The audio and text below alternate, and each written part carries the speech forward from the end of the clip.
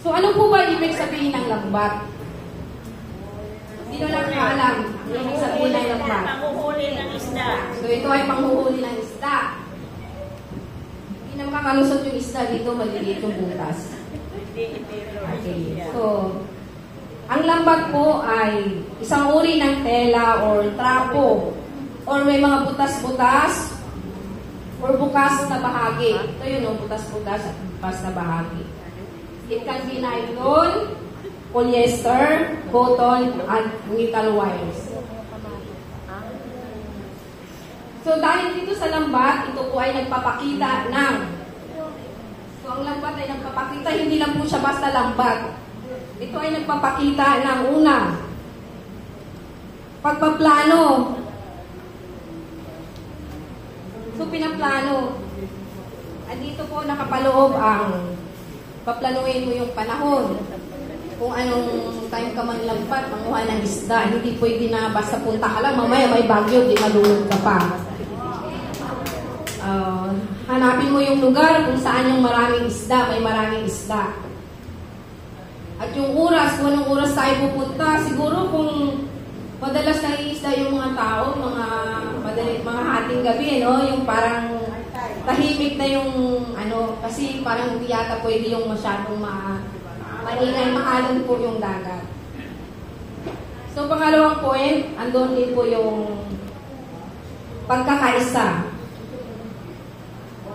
So, kailangan natin, bilang isang Kristiyano, kailangan din natin magkakaisa upang magkaroon ng lakas o kapangyarihan. Yun yung pangalawang punto. So, pangalawang punto, andun din ang pagtutulungan. Diba yung lambat, pag nila ko, sumusunod siya. Hindi siya naghihiwalay. Andun yung pagtutulungan.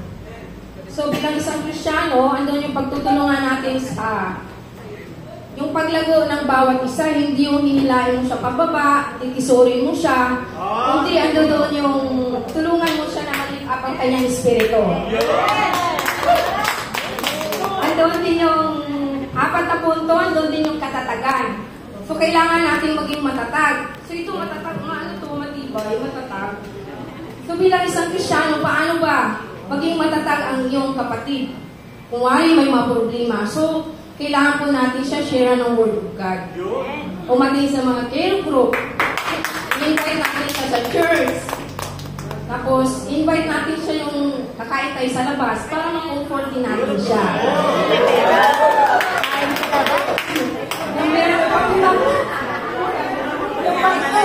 Yung pang punto ay tutuin yung pagtitiwala. Upang makabuo, kailangan tayong magtiwala sa isa't isa upang makabuo na malakas at matatag na samahan. So kung wala akong tiwala sa kapatiran, syempre mahina yung pwersa ko kasi ako lang mag-isa eh. Pero kung madami tayo na nagtitiwala sa isa't isa, malakas ang pwersa. Kung wala pupunta tayo doon sa labas, magki-care group tayo, andun yung pagsusuporta, malakas ang puwersa ng bawat isa. So,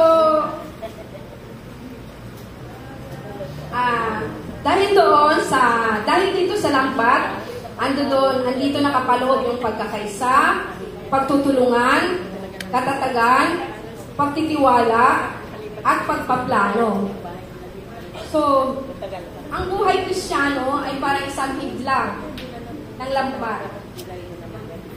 Kasi ito ay nagbibigay ng lakas, kapangyarihan at pagkakaisa ng pananampalataya.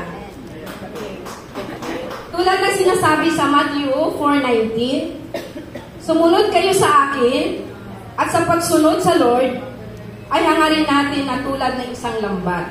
So kailangan natin sumunod para maging matatag tayo, andun yung pagkakaisa, andun doon yung katatagan, pagtitiwala, upang katulad tayo ng isang lambat na kahit hilain, hindi siya basta-basta mapupunit, matatag. Ganun ang isang Kristiyano. Maraming salamat po sa inyong lahat.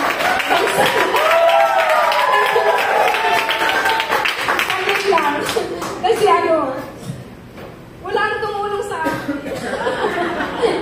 Si Lord lang, nagkataon din talaga na kulang kami na kasama sa tindahan. makatulong sa akin. Sabi ko, Lord, paano ito? Sabi ko gano'n. Kagabi, napuyat na ako. Hindi ako makatulong. Tapos, kanina umaga, nalit ako, hindi ako nakaarap din ng miracle. Kasi nga, ito nga, sabi ko, Lord, wala ka namang tutulong sa akin. Paano ito? Sabi ko, Panginoon. Sabi ko, yung desire ko na makagawa ng ganito. Sabi ko, Lord, bigyan mo ng kaalaman. Bigyan mo ako ng kaalaman, Panginoon. Kasi pag akin na, hindi ko talaga ito kaya. Pero salamat sa wisdom ng Lord. Pagkapat kinakabahan ako, Lord, sabi ko, kung gagamitin mo ako sa care group, Panginoon.